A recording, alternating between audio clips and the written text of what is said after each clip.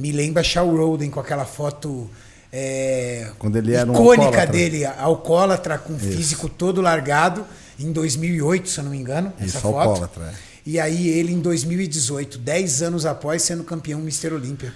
Então, Cariani, isso é algo que eu queria mencionar. Pega pra mim, Gol, por favor, essa foto aí do Shawn Rhoden, 2008.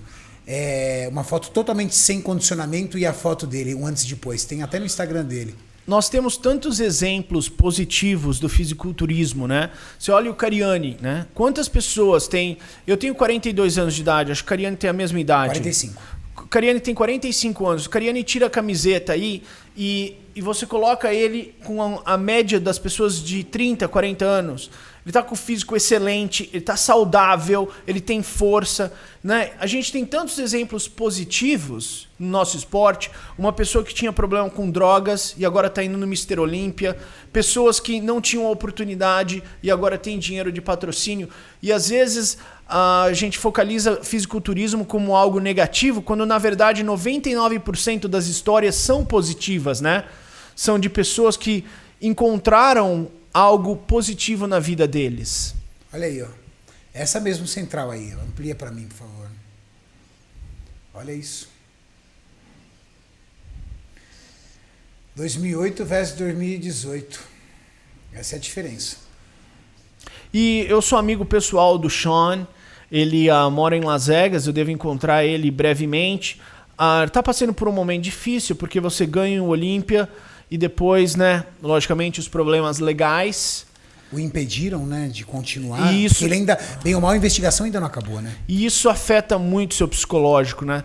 Você ganha o Olímpia do Phil Heath. Nossa. Você é o melhor do mundo. Sua vida é perfeita. Você ganha um cheque de $500 mil. Nos Estados Unidos isso é tradição. Que a sua empresa de suplemento paga a mesma quantia. Isso começou com o Jay Cutler. Então o Jay Cutler ganhava $500 mil, a MuscleTech pagava outro $500 mil, né? Nossa. Então você ganha $1 milhão, 5 milhões de reais, né? Mais que 5. Já gasta tudo em advogado agora. Provavelmente. Não, e o mais triste, ele não curtiu um ano, foi meses. Não. Se eu não me engano, o problema que ele teve foi em novembro, mais ou menos, e aí depois estourou em janeiro, tipo assim, foi muito rápido. Exato, e isso vai ser eles vão pra corte e isso vai ser algo horrível. Por quê? Eu já conversei com pessoas que estavam naquele hotel, naquele dia, ali no lobby do hotel. E já conversei com pessoas que conheciam as duas, né, os dois personagens. Então, é algo assim que vai ferver na corte. Tem muita história atrás. Vai triturar todos nós. Se sair esses detalhes, vai triturar todos nós, vai ter tanta especulação. Tem pessoas que falaram, não, eu tava lá no lobby com ele, eu vi o café subindo, eu sei o que aconteceu. E aí você fala com outras pessoas, eu conheço. Isso nunca aconteceria, entendeu? Então, isso vai ser algo assim, tipo Kobe Bryant. Você lembra quando aconteceu com Kobe Bryant? Assim, devastador. O.J. Simpson. Nossa. O.J. Simpson.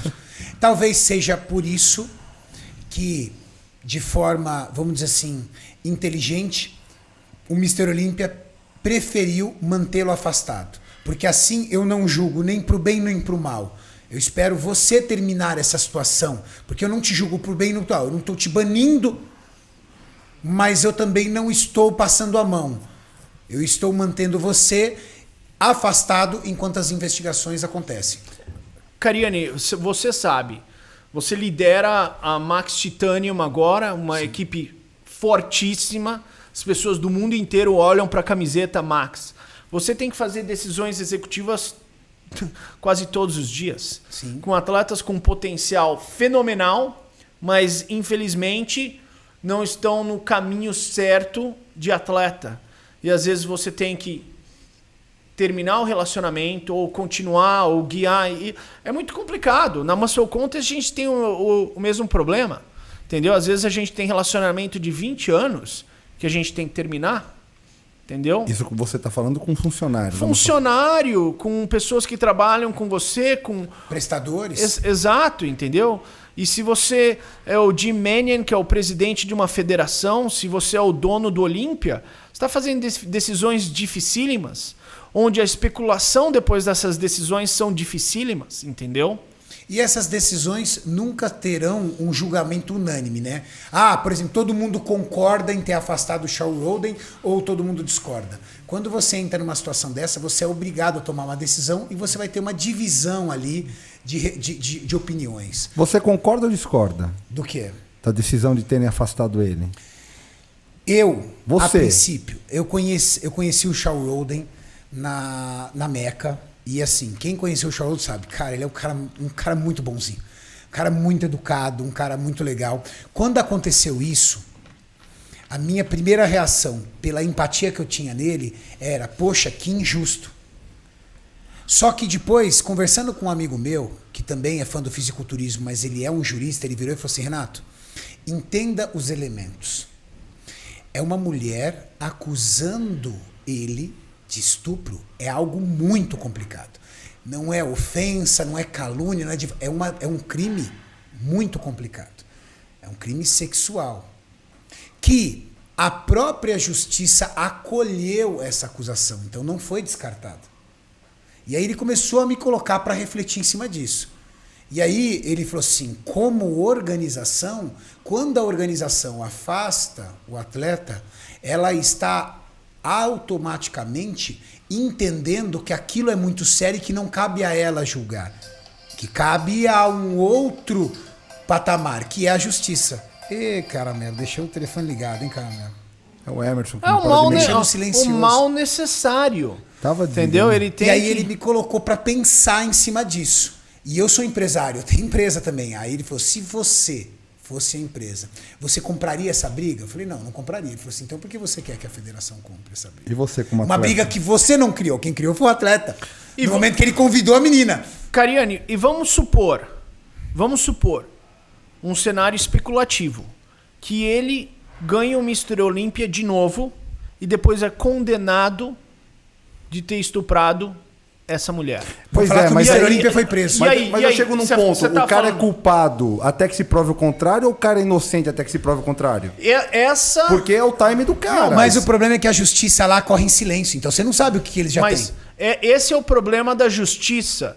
O Mr. Olímpia, a federação, são instituições particulares, privadas. É um homem fazendo uma decisão sobre a organização dele. Na justiça, ele ainda está dirigindo o carro dele, está indo na casa dele, entendeu? Ele pagou fiança, né? Entendeu? Então, foi uma fiança milionária, não foi? Ele ainda... É o dinheiro do Olímpia. Exato. Ele ainda é inocente até o dia do julgamento, mas se coloca na posição do Mr. Olímpia, ele ganha o Mr. Olímpia e depois é condenado. E aí? Ganhou o Mr. Olímpia. Teve um caso nos Estados Unidos onde o cara jogou no Super Bowl, Aaron Hernandez, do Patriots. Ele jogou no Super Bowl, pegou 2 touchdowns no Super Bowl e ele tinha assassinado um cara. E aí ele foi condenado. E todo mundo nos Estados Unidos, provado, sim, DNA, tiro, acharam a arma, prenderam ele, provou 100%. Bandidão. Ele era bandido, matou o cara, jogando com o Tom Brady no Super Bowl, ganhou, pegou 2 touchdowns. E todo mundo falando, era um assassino. Foi campeão. Foi campeão, no maior jogo mais popular. Mas lógico, a federação, a NFL não sabia. O time não sabia, ele nem tinha acusado. Foi depois do campeonato que eles descobriram tudo isso. Mas foi um escândalo absurdo, né? Um escândalo absurdo. Traz uma mídia negativa pro esporte. Isso é inegável. Porque nós somos do fisiculturismo, o público geral não. Então qual ia ser o título da matéria? Fisiculturista campeão do Mr. Olímpia condenado por estupro. Por estupro. Eu tenho um outro pensamento sobre isso. Eu acho que acaba ferrando a carreira do cara. Porque o tempo que ele perdeu e a possibilidade de defender o título dele, isso não vai voltar nunca mais. mesmo que ele seja provado inocente. Se ele for culpado, vai amargar lá, junto com o Craig Titus lá, uma temporada na Prison Break. Não, agora, estupro acho que é 30 anos. Caramba, 30 anos. É tipo matar alguém, meu? Estupro é 30 anos. Sexual, Maria, cara. Pra mim não tinha que ser 30, pra mim tinha que ser perpétua. 30 anos. Pra mim um cara que estupra uma mulher, o cara tem que morrer preso. 30 anos. Caramelo. E um falso testemunho dá o quê nos Estados Unidos? Se um estupro dá 30 anos e se for provado que ela mentiu? O que dá nos Estados Unidos? Porque é um falso testemunho, ferrou a carreira do cara. Teve um caso, isso é sério teve um caso da Universidade de Duke, que era um time de lacrosse, onde eles chamaram umas meninas que eram garotas de programa, elas foram lá e as meninas acusaram falsamente esses meninos de ter estuprado elas. E essas mulheres foram presas e pagaram. E isso traumatizou os meninos também, porque eles não estupraram ela. E elas foram condenadas, então elas também foram para prisão. Mas, Caramelo, isso é um podcast intenso aqui, hein? Esse é um podcast intenso.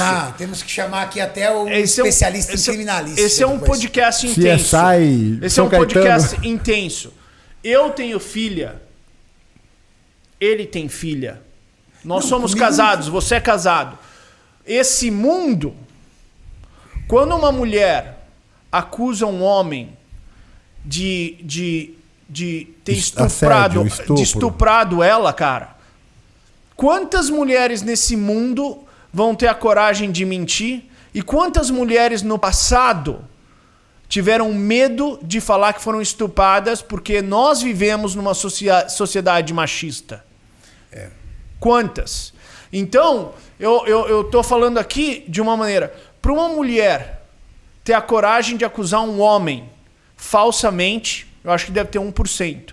Mas acho que tem muito mais porcentagem de mulheres que foram estupradas e tiveram os direitos delas completamente abalados porque as pessoas questionaram ela. Sim. Você tem filha. Eu tenho filha. Cara, crime sexual pra mim não tem conversa, cara. Pra mim é o pior crime que existe. Crime sexual e crime contra a criança. Renato, só vamos dar um recadinho aqui pra galera. Esse podcast é um oferecimento do Life Strong Energy Drink. Que voz é essa, Juan? Ultra Zero, o melhor energético do Brasil. E agora na versão café, né, Renatão? Tem um tá aí, ó, em cima aqui, ó. É a versão café aí. Mostra aí, Juanzito. O pessoal que está assistindo pode opinar também sobre o que a gente está falando. Vou levar para casa esse de café para provar. Eu acho interessante. Uma das grandes vantagens do Cariani é que o Cariani é eloquente em muitos assuntos. Eu assisto o podcast e às vezes a gente está falando de coisas que não estão relacionadas ao fisiculturismo. Não. Mas o Cariani é um cara intelectual, você é um cara intelectual, eu considero eu mesmo um cara intelectual e acho que é importante a gente falar desses tópicos, porque no mundo do fisiculturismo nós fomos impactados por um caso de acusação de estupro, que é muito sério, e as pessoas devem saber a nossa opinião. Nós somos seres humanos, talvez eles discordam ou concordam, mas nós também temos opiniões sobre isso. E acho que é interessante eles saberem o que nós somos. Nós não somos só levantando peso, arbitrando, nós somos seres humanos e a gente tem opinião sobre tudo. Tem opinião sobre tudo, que muitas pessoas vão discordar, outras vão concordar, mas somos, como você mesmo bem disse, seres humanos e temos direito a opiniões.